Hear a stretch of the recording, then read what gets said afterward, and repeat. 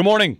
Happy Thursday. Jeremy and Joe here on WGR as we now know the dates of training camp to get started on Wednesday, July 23rd. 3 practices right away, 23rd, 24th, 25th. And we'll see how that meshing works. Joining us on the Western Hotline is Kevin Cole of the Unexpected Points newsletter and podcast, previously with Pro Football Focus. Kevin, funny enough, I saw you just dropped your rankings of numbers 36 through 31, and Joe and I had talked yesterday about your series, and we started speculating, like, where's Josh Allen going to rank? And sure enough, here we are. So that's why we reached out to you to talk about it. So thanks for joining us this morning. Well, thanks for having me. Yeah, we need some rankings to do during the dead part of the season. So these historical rankings, I updated it from a couple of years ago, and I think it's good because it goes all the way back to 1947. So it tries to be very comprehensive for NFL, AFL, and even AACC history. Wow. Were you burning through the tape of 1947 football for this?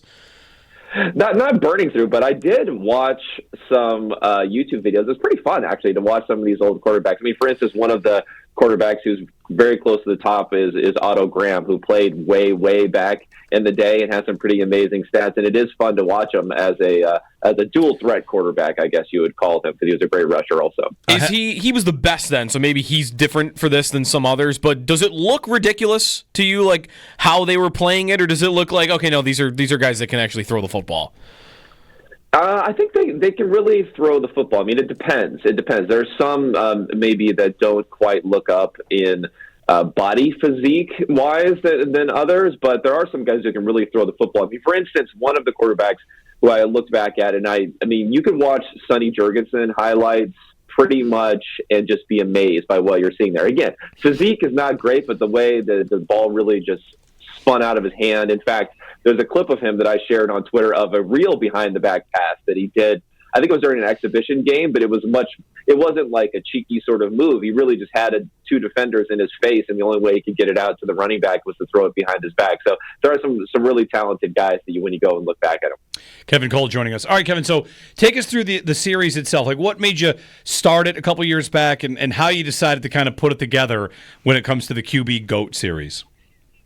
Yeah, I mean, I have somewhat of an inspiration by there's a gentleman who does a Thinking Basketball who Ben Taylor, who does these YouTube videos and other stuff. It's fantastic. His channel is blown up, but he had a series where he looked through NBA players for the greatest of all time and trying to look across eras.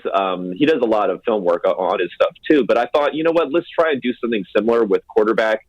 We have a fantastic resource, at least that I'm pulling at least a lot of my stuff from, which is Pro Football Reference, which goes all the way back.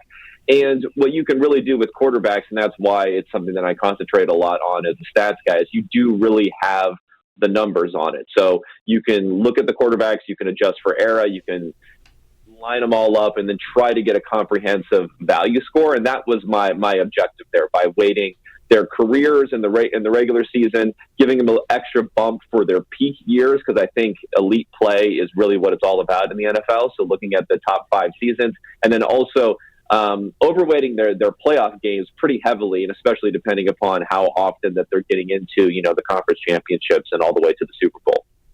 So this year's series, Josh Allen we see for the first time, and It's a pretty good number for a guy that's still middle of his career, still in the prime. I guess the question I would ask is, how much did an MVP season move him up? Oh, it's a ton. I mean, for instance, if you have my peak score, which is on their top 5 seasons, so Allen basically has the 7 seasons now. He wasn't great by the numbers his first couple of seasons. So when you layer on a couple of MVP level or MVP adjacent, maybe last year, in 2023, level seasons into the mix, it's a huge boost. And plus, at this point in their careers, you can jump into there pretty quickly because you have those 5 peak seasons. But once you've kind of established those 5 peak seasons, then it's a little bit more of a grind to move further and further up. So the fact that Allen really hit that threshold of having those strong seasons, those at least 5 strong seasons, moves him quite a bit up the rankings. And, maybe we'll talk about it a little bit too, but Lamar Jackson is just a little bit behind him in the rankings. He's another guy who had a huge jump with a couple of big seasons over the last 2 years. Yeah, so he has an extra MVP award. So them being so close together, only 2 spots different. I guess with Jackson having the extra MVP, why for you is it that Allen's making up the gap, I guess, somewhere else?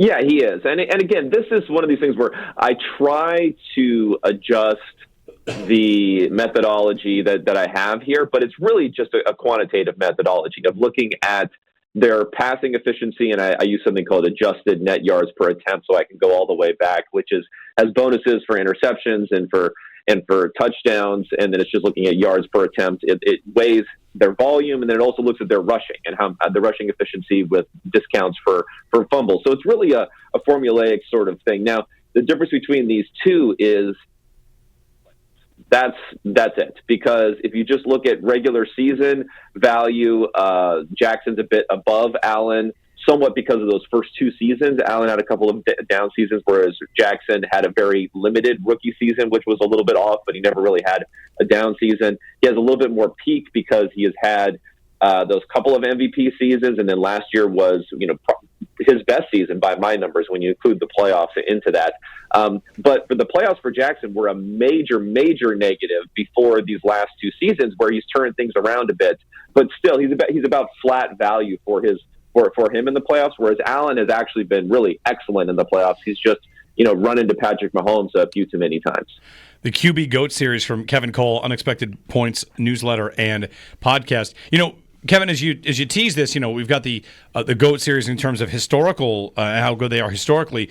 Your write-up on this refers to these two as the 2 best quarterbacks over the last couple of years, which has been a little bit of a talking point in the NFL circles. Like Mahomes, I don't think anybody would doubt what he's done over the course of his career. But have you seen statistically in your numbers as you're watching him these last couple of years a different quarterback in Patrick Mahomes than at the start of his career? Yeah, I think statistically it is a different quarterback. There's no doubt about that. But that's almost more a function of the fact that he was on the greatest start by any quarterback in NFL history. That was kind of undisputed, in my opinion, for how good he had been consistently up until these last 2 seasons. Now, going through this exercise, though, no matter who we're looking at, whether it's even Peyton Manning or Tom Brady or Joe Montana, Dan Marino, some of these top quarterbacks of all time, you notice lulls in their career, which they do then come back. So because we're talking about 2 seasons and maybe not a 5-season lull or something like that, if I had to still place my money on, just from a purely statistical perspective, how I look at it, just kind of like passing efficiency or overall EPA, if you want to use the more advanced stats, I still lean towards Patrick Mahomes as probably being the guy that I would predict is going to be the best over the next, let's say, 3, 4, 5 years, but it's gotten a lot closer than what my prediction would have been a couple of years ago. With Allen moving up with that MVP, how I guess he's not even 30 yet, and he's already this high in your ranking.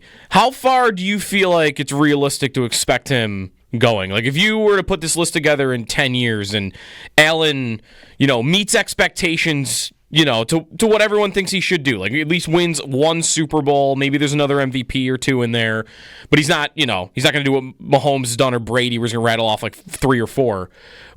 How far do you feel like he'll end up being once his, if he's to meet the expectation of what a lot of people have for him? Yeah. If he basically replicates what he's done these last 5 seasons again, so just in 5 more seasons. Now, again, it's a very high bar for what he's done these last 5 years, so I don't think that's even the baseline case, no matter how good you think Josh Allen is. Normally there's some lulls to his career, but let's just as a hypothetical, let's say he does that. We're talking about approaching the top 15 already at that point.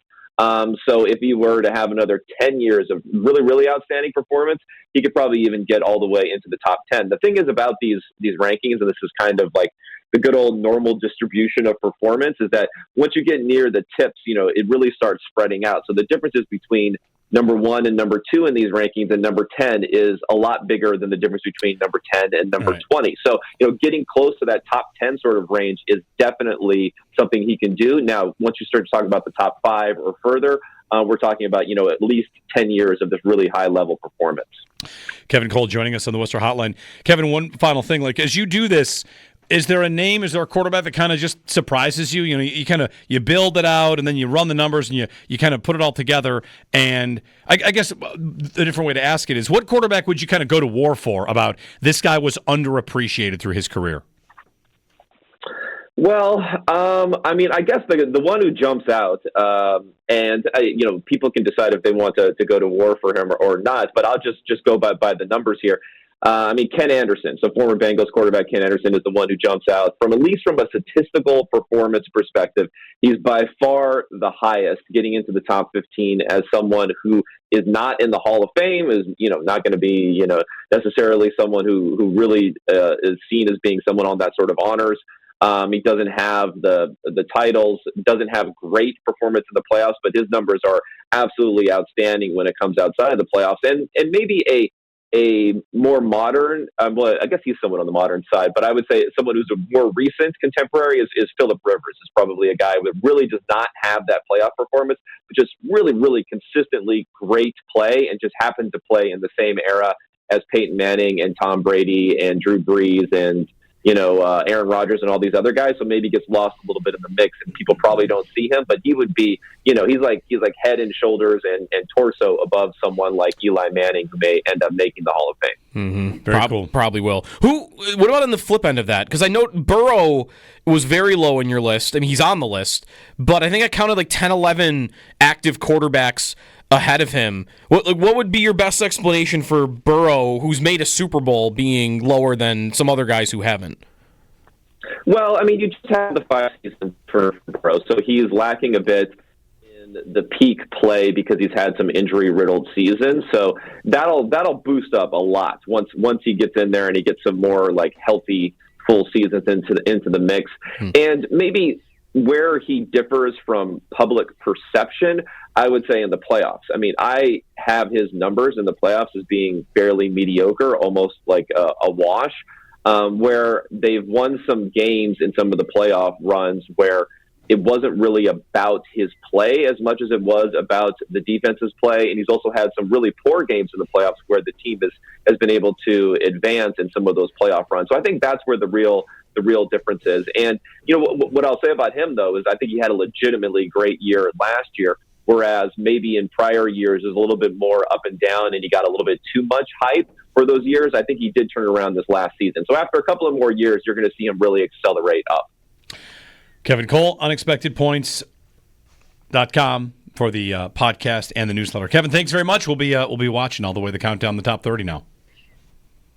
Thanks for having me. All right. Kevin Cole, formerly PFF, now unexpectedpoints.com, newsletter and podcast. A lot of quarterback stuff, advanced game reviews, draft coverage.